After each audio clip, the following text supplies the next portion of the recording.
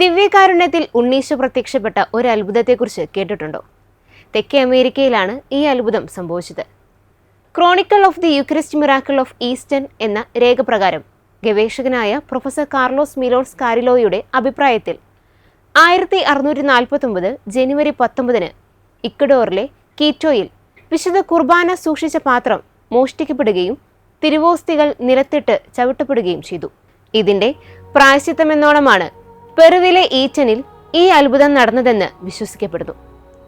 പെറുവിലെ eaten എന്ന നഗരത്തിൽ 17-ാം നൂറ്റാണ്ടിൽ, കൃത്യമായി പറഞ്ഞാൽ 1649 ജൂൺ 2-നാണ് ദിവ്യകാരുണ്യ അത്ഭുതം സംഭവിക്കുന്നത്.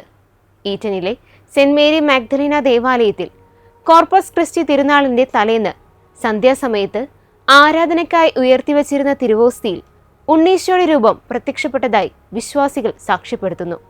അന്ന് പള്ളിയിലുണ്ടായിരുന്ന നിരവധി വിശ്വാസികളും ഫ്രാൻസിസ്കൻ വൈദികരും ഈ അത്ഭുതത്തിന് ദൃക്സാക്ഷികളായിരുന്നു. ഈ അത്ഭുതം കണ്ട കപ്യാർ അത്ഭുതം അത്ഭുതമെന്ന് ഉറക്കെ വിളിച്ചു പറയുകയും പള്ളിയിലെ മണികൾ മുഴക്കുകയും ചെയ്തു. സ്വർണ്ണ നിറത്തിലുള്ള മുടിയോട് കൂടിയ ഉണ്ണീശോയുടെ രൂപമാണ് തിരുവോസ്തിയിൽ അന്ന് കണ്ടതെന്ന് ചരിത്രരേഖകൾ വ്യക്തമാക്കുന്നുണ്ട്. ഇതിനെ തുടർന്ന് ഈറ്റൻ നഗരം പെറുവിലെ വിശുദ്ധ കുർബാന നഗരം, യൂക്കറിസ്റ്റിക് സിറ്റി ഓഫ് പെറു എന്ന് അറിയപ്പെടാൻ തുടങ്ങി. അതേ വർഷം ജൂലൈ 22-ന് വിശുദ്ധ മഗ്ദലന മറിയത്തിന്റെ തിരുനാൾ ദിനത്തിൽ രണ്ടാമതും അത്ഭുതം ആവർത്തിച്ചു. അന്ന് ഓസ്തിയിൽ ഉണ്ണീശോയുടെ രൂപത്തോടൊപ്പം പരസ്പരം ബന്ധിക്കപ്പെട്ട 3 ഹൃദയങ്ങളും, അതായത് പരിശുദ്ധ ത്രിത്വത്തിന്റെ പ്രതീകം പോലെയൊന്ന് കാണപ്പെട്ടതായി പറയപ്പെടുന്നു. എല്ലാ വർഷവും ജനുവരി മാസത്തിൽ ഈ അത്ഭുതത്തിന്റെ സ്മരണയ്ക്കായി ആയിരക്കണക്കിന് വിശ്വാസികളാണ് ഈറ്റനിലേക്ക് ഒഴുകിയെത്തുന്നത്. തിരുവോസ്തിയിൽ ഉണ്ണീശോ പ്രത്യക്ഷപ്പെട്ടുവെന്ന് വിശ്വസിക്കപ്പെടുന്ന ചരിത്രപരമായ സംഭവത്തെ അനുസ്മരിപ്പിക്കാൻ ഒരു രൂപം പള്ളിയിൽ സ്ഥാപിച്ചിട്ടുണ്ട്. ഡിവിനോ നിനോ ഡെൽ മിലാഗോ അഥവാ ഈറ്റനിലെ അത്ഭുത ബാലൻ എന്ന പേരിലാണ് ഈ രൂപം അറിയപ്പെടുന്നത്. സ്വർണ്ണ നിറത്തിലുള്ള രശ്മികൾ ചുറ്റുമുള്ള ഒരു വലിയ പ്രഭാവവലയത്തിന്റെ ഉള്ളിലായാണ് ഈ രൂപം പ്രതിഷ്ഠിച്ചിരിക്കുന്നത്. ഇത് വിശുദ്ധ കുർബാനയിലെ അത്ഭുതത്തെ അനുസ്മരിപ്പിക്കുന്നു. പെറുവിയൻ സംസ്കാരത്തിന് അനുയോജ്യമായ പരമ്പരാഗത വസ്ത്രങ്ങളും തൊപ്പിയുമാണ് രൂപത്തിന് നൽകിയിരിക്കുന്നത്. സാധാരണയായി ചുവപ്പ് നിറത്തിലുള്ള രാജകീയ വസ്ത്രങ്ങളാണ് ഉണ്ണീശോയെ ധരിപ്പിക്കാറുള്ളത്. വസ്ത്രങ്ങളിൽ സ്വർണ്ണ നൂലുകൾ കൊണ്ട് തുന്നിയ അതിമനോഹരമായ അലങ്കാര പണികളും കാണാം. രൂപത്തിന്റെ നെഞ്ചോട് ചേർന്ന് ഒരു തിരുവോസ്തിയും കാസയും ചിത്രീകരിച്ചിട്ടുണ്ട്. ഇത് ദിവ്യകാരുണ്യ അത്ഭുതത്തിന്റെ അടയാളമാണ്. ഒരു കൈയിൽ അനുഗ്രഹിക്കുന്ന മുദ്രയും മറുകൈയിൽ പൂക്കളും ഈ രൂപത്തിൽ കാണാൻ സാധിക്കും. തലയിൽ സ്വർണ്ണ നൂലുകൾ കൊണ്ട് അലങ്കരിച്ച വട്ടത്തിലുള്ള ഒരു തൊപ്പി ധരിച്ചിരിക്കുന്നതായി കാണാം.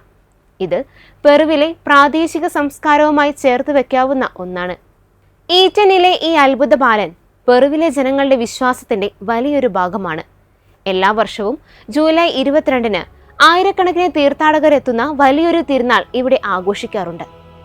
പുതിയ മാർപ്പാപ്പ ലിയോ 14 മുമ്പ് കർദിനാൾ റോബർട്ട് ഫ്രാൻസിസ് പ്രീവോസ്റ്റ് ആയിരുന്ന സമയത്ത് ഈ അത്ഭുതം നടന്ന സ്ഥലം ഉൾപ്പെടുന്ന ചിക്ലായോ രൂപതയുടെ മെത്രാനായിരുന്നു.